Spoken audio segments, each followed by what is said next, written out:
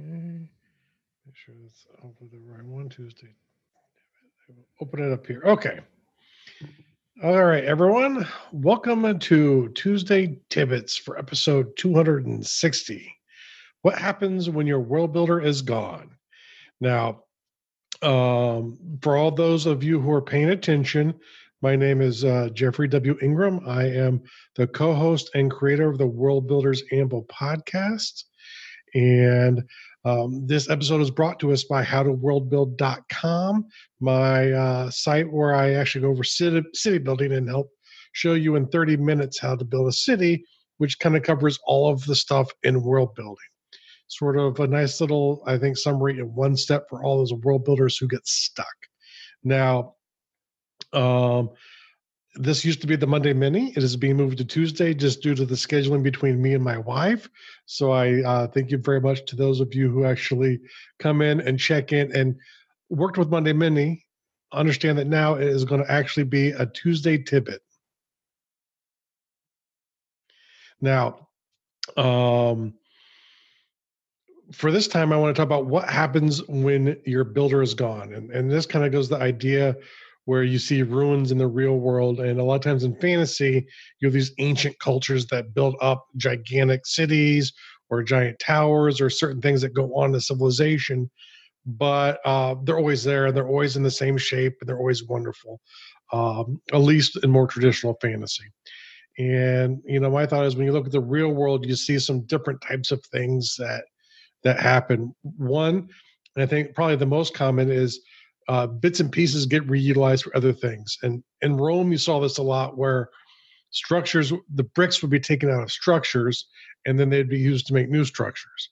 And that's a very common thing. Sometimes they're just left to dilapidate. My wife and I were watching a series about England on great courses, and they were talking about this giant house that was built during the Elizabethan period. And literally, the old hall, the old essentially castle that was sitting there being replaced by this Tudor style mansion, literally was just left there. And for a while, the entourage, essentially, the retinue, would stay in the house. But over time, it just kind of dilapidated into a ruin. So, I think a lot of times, even if like the civilization doesn't disappear, buildings can kind of fall into disrepair and go down.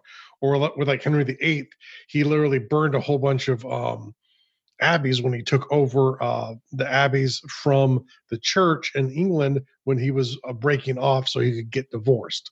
So, I think different things can happen. It's unlikely they're going to retain the glitz and glimmer of the ancients who build them, especially if that civilization's gone. Like in many places where Rome was, the structures, many of them, like I said, were really used to rebuild different things. But other things like roads and aqueducts would be kept because it had a continuing benefit, at least until they would break down and stop being used. So specifically in episode 260, I talked about the Citadel mini arrows, and I wanted to kind of go over what would happen within about 100 or 150 years. The Citadel fell, and it was part of a massive revolution by the Badrachim people who had been subjugated by the orcs. And when this would have happened, I think some different things would have happened. One, let's talk about the keep and the castle itself. It would actually be modified and changed. It would become smaller and take a little bit less of the point, but a little bit heavier fortifications with no external gate. You couldn't actually get to it if you were on the surface walking around. You'd have to use the tunnels we talked about building in episode 260. Now, the tunnels they would use to pop up underneath the enemy and attack the enemy in the rear as they were trying to siege the castle, if they were trying to siege a castle. So the tunnels were reworked to where you could only enter that old castle through the tunnels, and it became a special training ground for a special group called the Order of the Crimson Leaf, which is sort of my idea of what a special ops unit might look like, really, if you had a special ops unit in the past, in a more of a night type of setting. And that's what the old castle became, those tunnels became entrances to other facilities underneath the citadel. The Mage Tower would be there'd be a Mage Tower end up being built into the pillar of rock that the citadel sits upon, and some other structures underneath as well too, for security purposes, put under the ground instead of on top of the ground. And the top, there was a garrison for the steppe warriors who were there, who could train on the field in between the castle and the garrison. That garrison would actually be leveled out, and they would build in its place a new palace for the Prince of Klein Forest, and then that would essentially, whoever the prince was, would gain that citadel as the seat of power for Klein Forest. It's an elected monarchy, so whenever one would pass on, there'd be an election for the new one. A lot of times it's, whichever lord had enough power that the others would vote for him, but was not disliked enough where they would vote against him despite them. So it was usually the most powerful lord in the Principality of Klein Forest, but not necessarily. But the old garrison would turn into essentially a palace, a manor, because it's indoors. It would not have the wall between it and what would become the parade and training grounds, which was still a large chunk of that facility as well too. There'd be a third castle built near the land bridge that in itself would become the garrison, and where a lot of the storerooms and the working spaces would be for the entire complex. So the massive food stores, a lot of that, there would be smaller ones in the other castles and in other areas, but this would be the major storehouse. So when traders from the city would come in to deliver goods, it would be delivered to this first castle where there'd also be a garrison at. So now you'd walk through the main gate going in, and you'd have another gate off that, which would be into a small castle, which would be a garrison for a few thousand soldiers within there, but its own complete castle container as well too.